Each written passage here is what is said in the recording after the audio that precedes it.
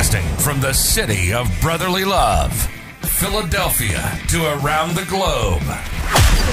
You're listening to Shark Bite Biz, your exclusive place for business strategy, sales, marketing, and tech in the roaring 20s. And now, here's your host, David Strausser. I'm your rockstar host, David Strausser, and it's time for another jaw-dropping episode of Shark Bite Biz, your place to learn how to grow a business during complete chaos. And man, are we going to have fun today. A very fun episode, a great topic that I think most people like to talk about. And it's going to feature a guest about somebody who has made pleasure his business. A business owner that believes in laying the foundation to work hard while being able to maximize your playtime. This is where work-life balance comes into play. Being able to make sales while you're sleeping is probably every business owner's dream. Just think about that. You're sleeping and you have little dollar signs just rolling through your head. How do you do that? How do you manage that? And that's what the focus point of today's episode is.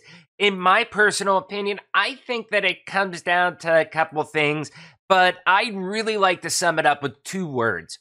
One, delegate. Two, trust. You need to be able to delegate the right amount of work to the right people, and you got to trust the people you are delegating to. Our guest today has mastered both of those topics. So who is today's guest? Tyler Sullivan. Tyler Sullivan is the founder of Bombtech Golf, an e-commerce store with over 15 million sold online since 2012. Tyler also runs Ecomgrowers, where he and his team have helped countless Shopify owners add 6 to 7 figures in additional sales to their e-commerce stores by optimizing email systems and ad campaigns to find hidden revenue streams. Over the years, Tyler has come to learn the formula for running successful and profitable e-commerce businesses. He believes that even with online companies, there is huge value in having real conversations with customers and potential buyers. Tyler is hyper-focused on the customer experience and operating a lean business that doesn't just drive revenue, but drives serious profit and cash flow. So without further delay, let's bring Sully on in here.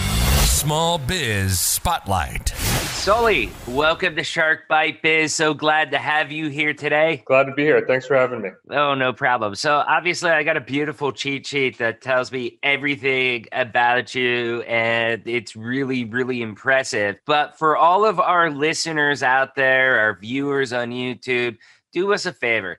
Tell us who you are, where you've been, and what you're doing. Yeah, thank you. So I'm a accidental entrepreneur. I started my own golf brand in 2012. I just had my 7th anniversary of being fired from my day job this week. And really, I just had a passion for golf. I was attempting to compete in the home run derby of golf. They called it World Long Drive. I was what I call the world's worst long driver. My claim to fame is I hit a drive 360 yards in competition, which I thought was good, but wasn't very good. It got me qualified, but everyone was out driving by 50 yards. But during that, it was fun. And during that process, I started breaking golf clubs, and I just started assembling my own, just like epoxying them together. And hold on a second. What do you mean? What do you mean by breaking golf clubs? Yeah, it wasn't by my pure power, which I wish it was, but I had a local club builder assembling them for me, and he had a faulty process for assembling them, and I would break them. And then, I just said, all right, I'm going to make, because I was spending tons of money on these clubs. I had like 40 drivers in my bag. So I just started assembling them out of necessity, really. And I made the world's worst website trying to sell like one of my creations. And I finally sold one on a boat when I wasn't in front of my computer or in an office. And that blew my mind. That was like the epiphany moment where I said, I just need to do more of that. So from there, I just kind of like, not to ramble on too deep, but I just documented my story on Facebook early days and scaled it up. And now I work 6 to 8 hours in that business, have only 2 employees, and we do, between, depends on the year, 5 and 8 million a year. And now I own another company that's scaling up, where we help other e-commerce brands profit with their email, called Ecomgrowers. So 2 companies now.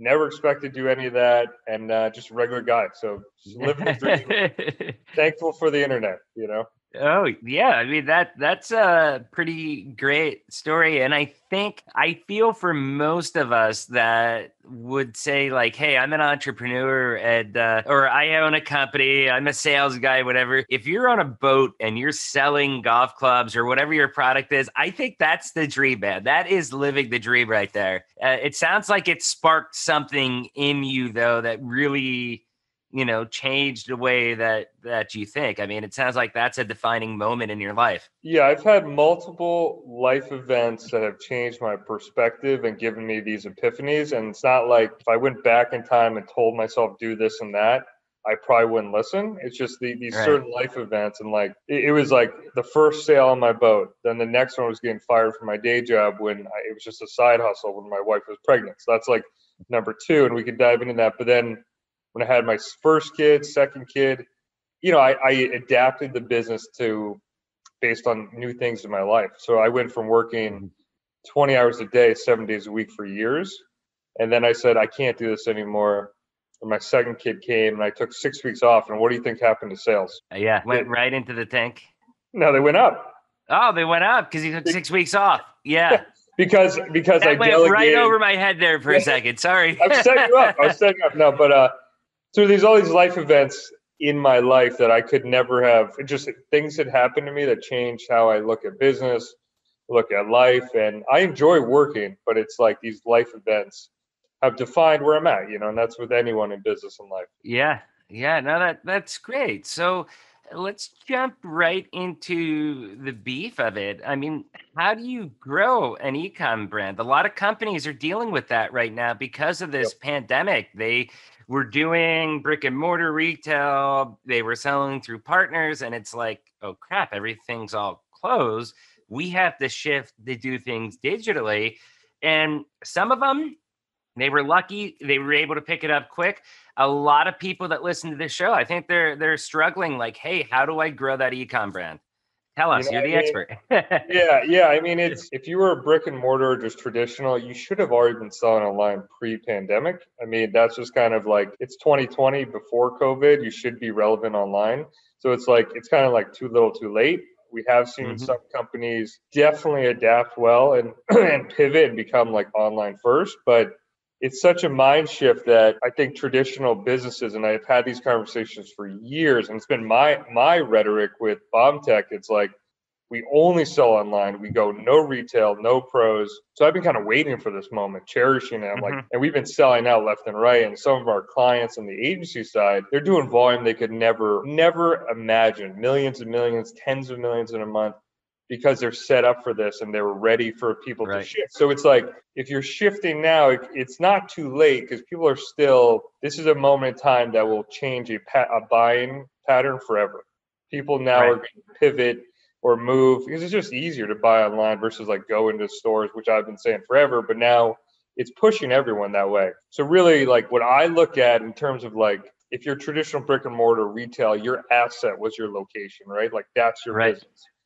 I look at my business as my asset is my email list, like my email and customer list. If Facebook ads die tomorrow, if Google ads die tomorrow, that is my business. That is my entire business. So what I do, and this is what everyone should do, is treat your list as if they're real people and have authentic conversations with them.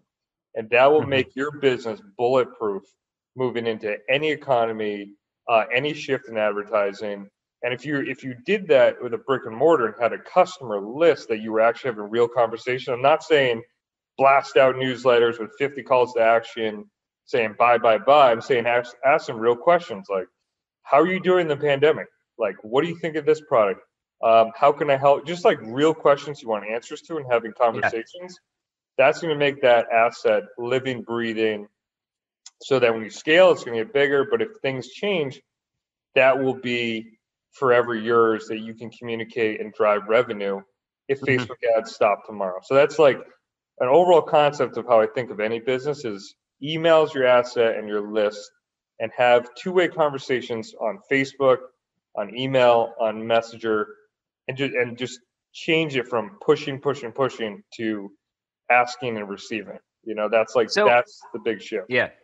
So I want to jump in just to, I like when I have an expert on here, because I think a lot of people listen to these interviews and they're thinking like, okay, yeah, I guess what that guy says is kind of true. So I like to validate a lot of the things that I know from my personal experience right now of what you're saying is actually true. One, the conversion to online, stuff like that.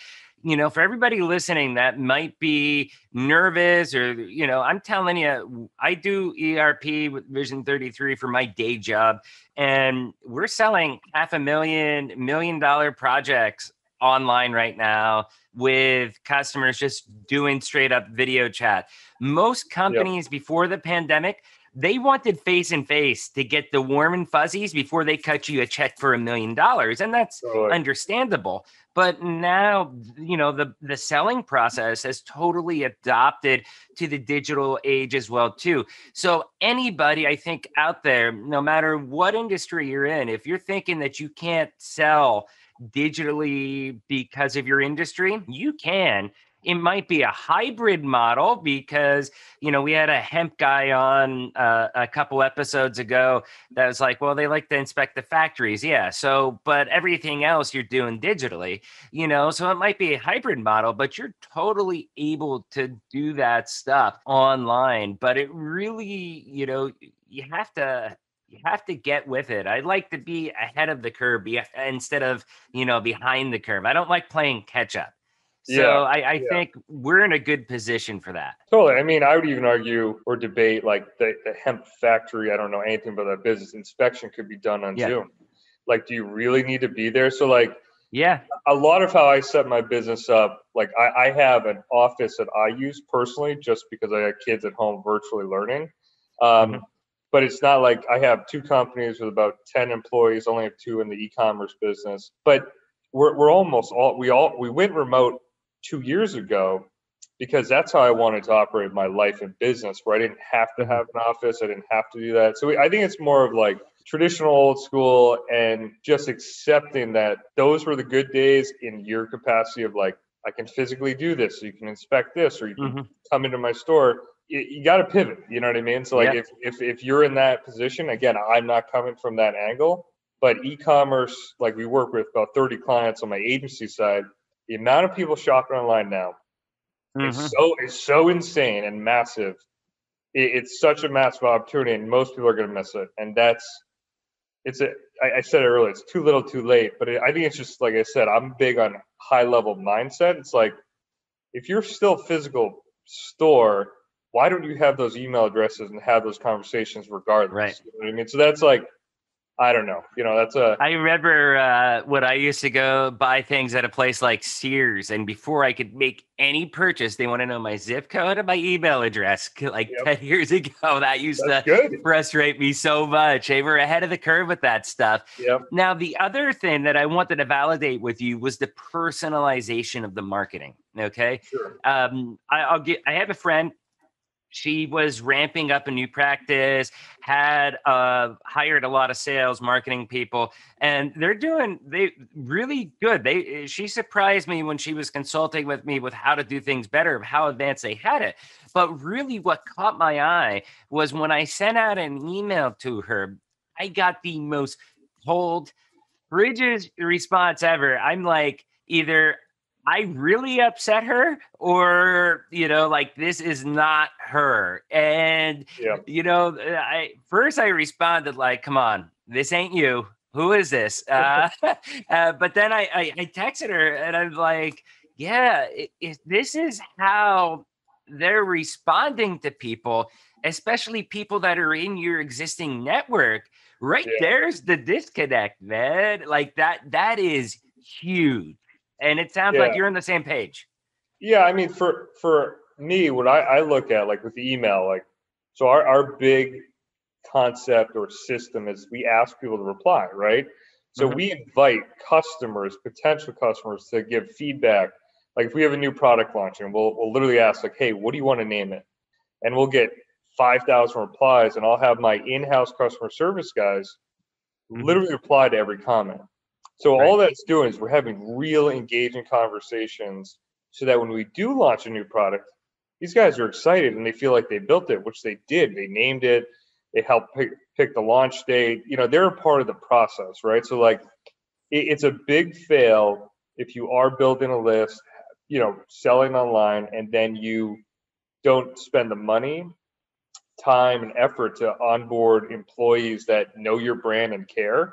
So like those guys I pay in house way more than a normal customer service guy because I want the experience to be literally, I tell them, do the unexpected, wow the customer at any cost. So we'll Yes. lose money on, like, a club gets missing, we'll send them a club and something else for free, and I'll lose that for their customer experience because I have a long-term 100-year view. But it's really like if you're using email, using text, really using social, the reply is really the value. And like, let me give you a better example. 100-year view? Are you planning to turn into a cyborg or something? I'm trying, man. I mean, I probably won't make it to 50, but at least like that's how I try to operate in terms of like Right. decision making. So I'm not trying to do Yeah. it short And sighted. that's good. That's good. I have a saying that, and throughout all my life, when I was, in my 20s, early 30s, I think the managers, executives, owners that I reported to, they're always like, you got your head in the clouds, man. Think about the now. And that drove me so nuts because it's like, Yeah, no, no, no, man. You need one eye on the future, one eye on the present. Okay. Why? Because I need to know where I need to be in 5, 10, or 100 years, yeah, because the decisions that I make today is either going to guide me down that path or it's right. going to guide me off a cliff and I'll never get to that 100-year glow. Right. Yeah, it allows me to make better decisions. 'Cause instead of short sighted, like, just it's a easy thing for me to say, okay, will this help me in 100 years or will this hurt me in 100 years? Will I make it? But like, for example, I made a post in 2014 to date myself on Facebook, early days with video.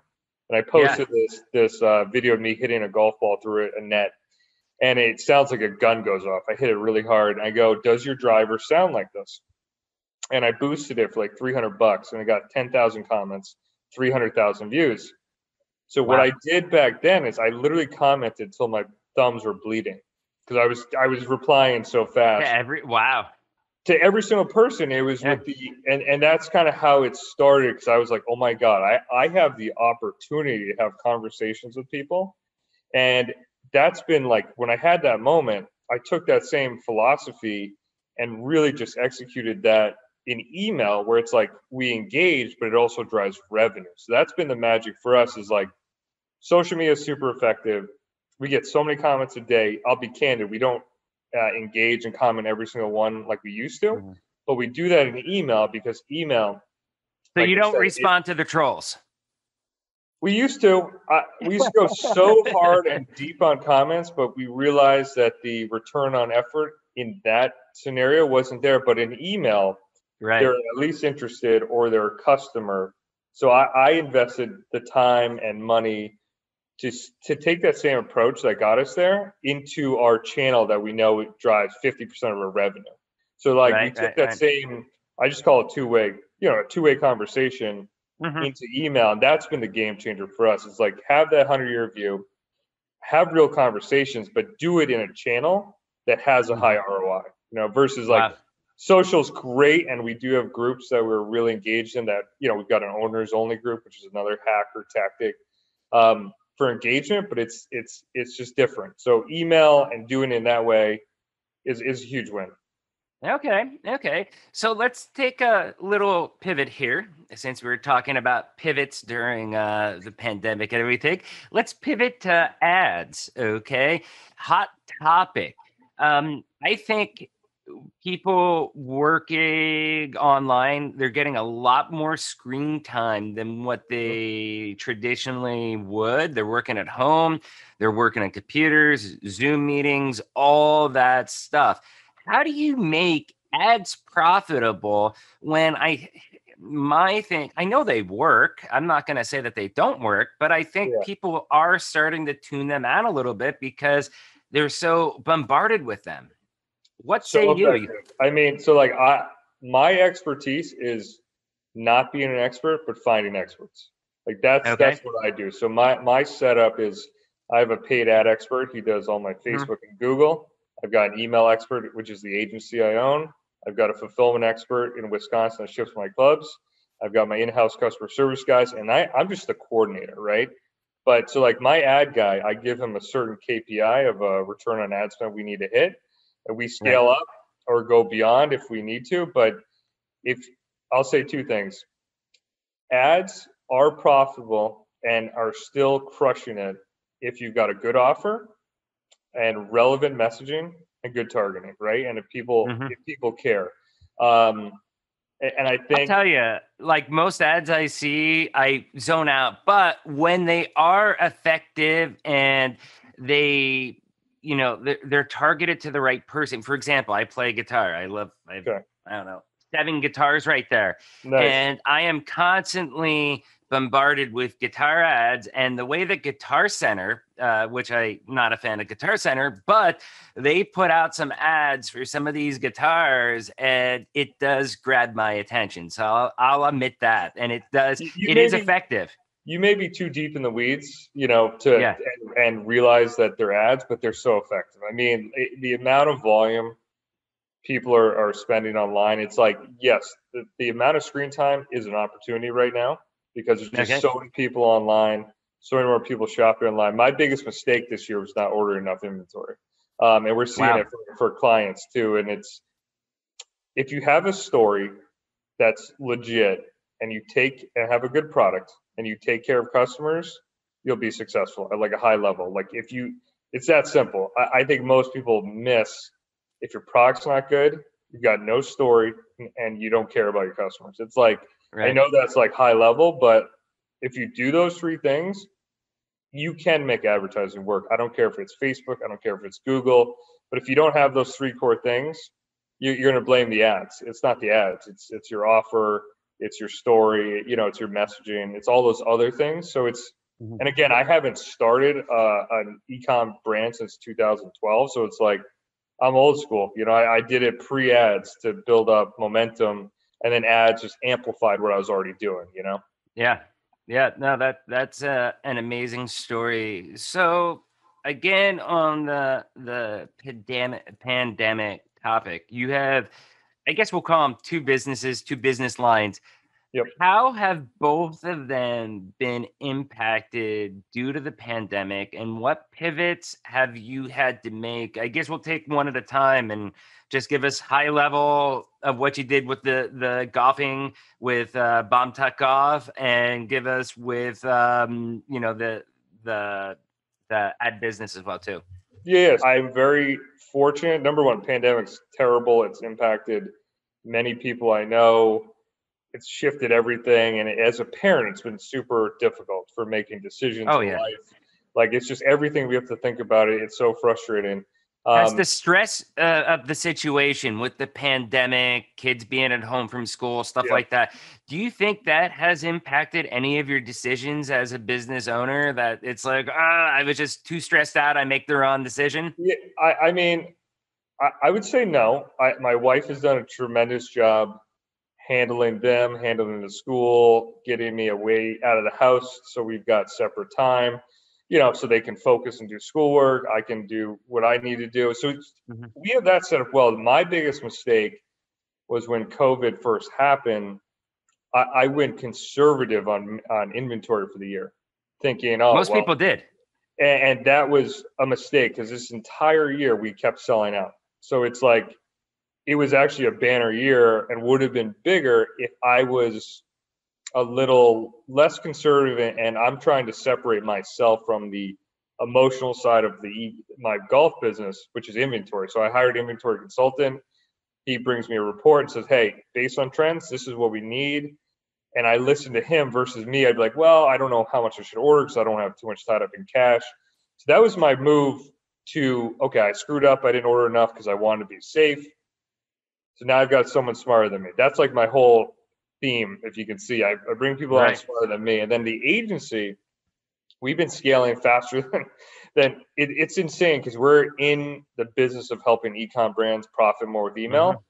We're Klaviyo, top 25 in the world agency in terms of revenue we manage. We've got 30 clients, and we just hired 3 new employees for that. So we've been scaling, and we're actually saying no to clients right now until December, January, because we're so busy. So I'm very lucky and super fortunate that we're positioned all online, all e-commerce. So COVID's been the best thing that's ever happened to us in terms of business growth. I've been working a lot on Ecomgrowers, the email agency side of building teams and finding really, really key A players. And that's been my biggest learning is like with e-commerce, I've got 2 in-house guys and a lot of outsourced experts that are very they do ads, they do email, they do fulfillment, very siloed. Whereas with an agency, it's a people business. We're going to grow to our goals next year to have 60 employees and then 180 and then 250. So we're going to grow, but I really had to take a step back and understand how do we make these employees in an environment they're going to be successful, happy, and thrive and grow. So that's been I've been doing so much effort in recruiting, hiring, benefits, 401ks, and just understanding how to run a people business, because that's a whole different ball of wax. But it's been really exciting because that's scaling so fast, and it's it's a business I started with my first employee from Bombtech, which is the coolest part. He was my first employee, grew Bombtech with me, ran all my email, and then we had an opportunity because people kept messaging me like, "Hey, can you help me?" And I was like, "No." And then he's like, "Can I help these e-commerce brands?" I said, You're capable, go do it. He went out, had 3 clients triple their revenue from email. And I said, let's do more of that. We partnered up, and that's been 3.5 years now. It's just crazy. So it's super exciting to have two thriving businesses, and I'm very fortunate with the timing of everything. But really, at the end of the day, I try to run or set up companies that work for me. And my ideal life is to do podcast interviews, which I enjoy. And to golf and ski, like that. To be candid, hire good people, live life, Are you enjoying this interview? I'm enjoying it. Yeah, this is what I love. I mean, just having these conversations. Yeah, like the people that I meet, especially when a podcast posts, and then they talk to me on LinkedIn, and if they got anything out of it, like that, I feel like that's been probably my most what would be the word impactful or fulfilling type of work I'm doing at this point, because it's the other work, it's I've been doing it for a long time, I know what to expect, but this has, I think, bigger impact, so I hope it does. Yeah, definitely. So we do got to start getting wrapped up. I got 2 final questions for you, and then we'll find out how people can reach you. First one is, I've heard a couple times you mention about how you bring in experts, all that stuff. So how do you delegate the work, delegate so that way you can work on what matters? Probably the hardest thing to do, especially early years. I think you need to learn it and become an expert to a certain point so you can know who to hire and fire. Because that was one of my biggest mistakes. I brought in a true expert, had fired him because I didn't know enough. But what I do and what I recommend anyone else to do is to pay for a 1-hour screen share with an expert. So let's say you're looking for an ad expert. You're kind of on the fence if ads are effective now. What I did to find my last ad guy who's been with me for 2 years is I invited any expert that thought they could beat me in ads for a 1-hour paid screen share. I'd pay them whatever their hourly rate was. We'd do a Zoom just like this or whatever it was at the time 2 years ago. And my goal was, number 1, I'd learn something if they're smarter than me. Number 2, if they beat me, they're hired. So it took me 11 guys, 11 screen shares, a couple grand when it was all said and done to find someone that could beat me. So really, that's why I invite anything you're looking to hire, just say, hey, well, let's do an hour screen share. I'll pay you for your time. And if I actually learn something and you improve it, you're hired. It's that simple. So that's been my one process that out of all this in terms of vetting, it's like, just say, hey, I'll pay you. Let's do an hour versus signing a big agreement. Yeah, let's pay you a retainer. Like, show me you're worth it, you know? Yeah, no, that's great advice, and that's a really interesting way to look at it for that stuff. So, yeah, I think a lot of people will grab onto that little nugget of info there. So, I guess the last question I want to wrap up with, which actually goes back to the beginning of the interview with your boat story, is living the dream. How do you work 4 hours a week but make 7 figures? Well, I'm definitely working more now, but this summer I literally fished every day with my kids. We had a pontoon boat we bought. It was the dream, and really it's the delegating piece is the hardest part. And like I said previous, you really need to put in the work and the time and become the experts in those areas and get the business to a profitable, significant point to bring in experts. Typically, I throw that number out about $1 million.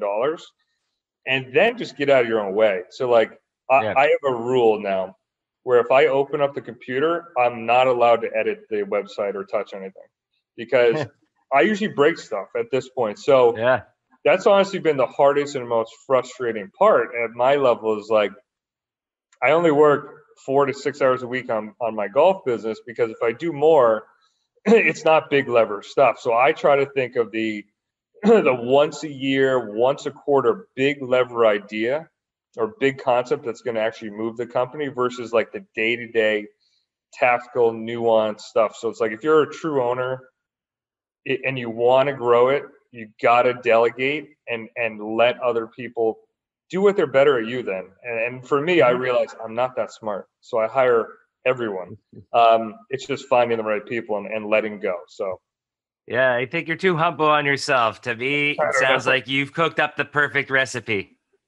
Hey, every day is a beautiful day. I get to hang out with my family, and COVID overall is a terrible thing, but I try to have perspective changes. Like it's been a time where I've spent more time with my family than ever, and I did a lot before. So it's like, whatever happens. If it's another pandemic, if whatever happens, it's like, it's going to be okay. Take what you can out of it, turn it into positive. And really, I'd close with run a business that's fun and it will never feel like work. Oh, yeah. Yeah, that's the big thing. Have fun while working. Hey, this has been an amazing, incredible interview. A lot of nuggets in here, a lot of good experience, good advice. I really think this interview will help a lot of people just look at how they're doing things to kind of reflect and see if they're doing it the right way. How can people reach out to you? Yeah, so right now LinkedIn is big. I've been really active on there under Tyler Sullivan. If you're an e-commerce brand, we can do a free video audit of your current email efforts at ecomgrowers.com. Or if you're a golfer, bombtechgolf.com is where we sell our golf clubs. And if you want to email me direct, it's Sully, Sully, at ecomgrowers.com. Feel free to email me if you guys need anything, but LinkedIn's been really fun. And yeah, I hope everyone crushes it, and hopefully COVID is a thing of the past. It will, just be a blip on the radar.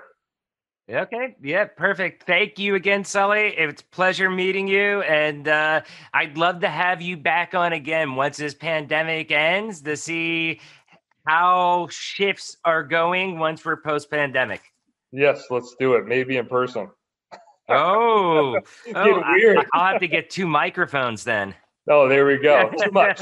All online. Forget it. Zoom. Yep. Okay. I'll see you, Sully. Thank you.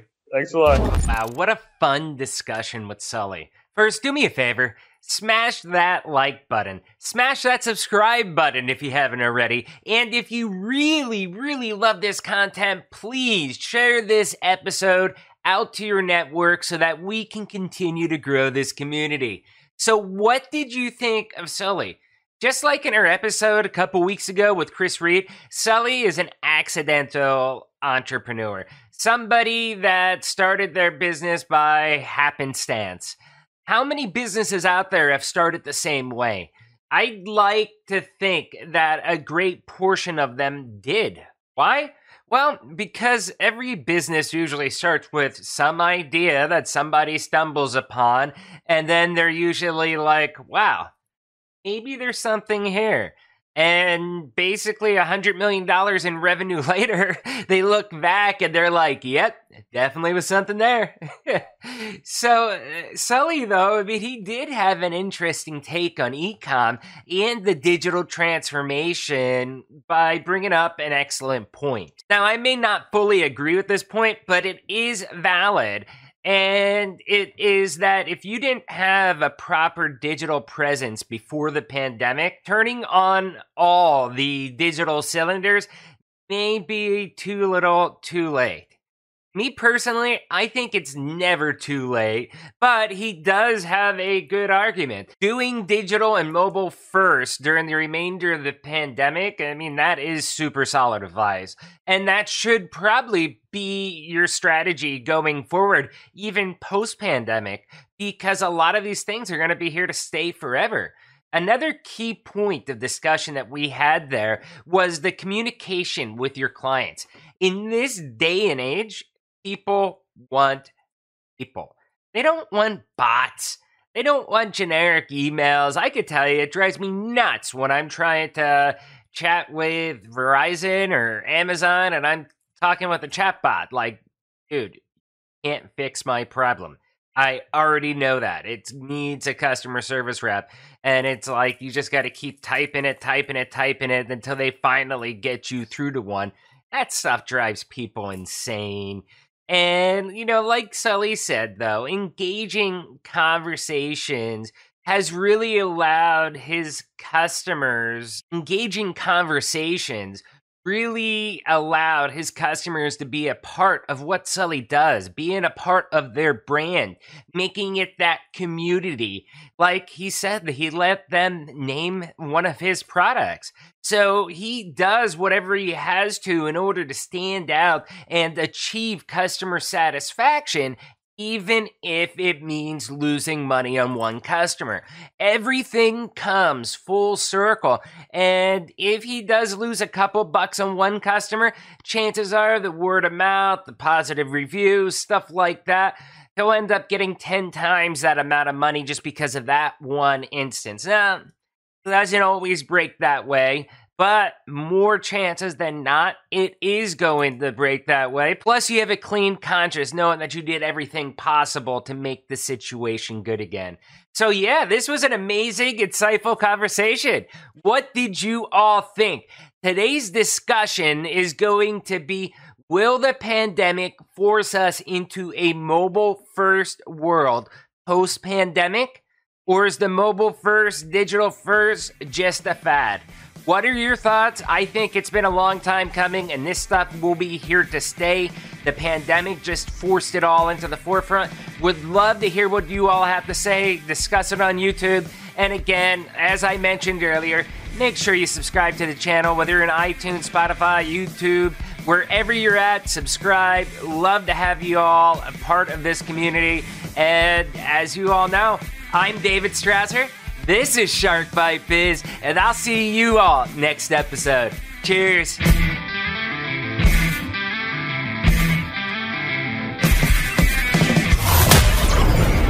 Thank you for listening to Shark Bite Biz.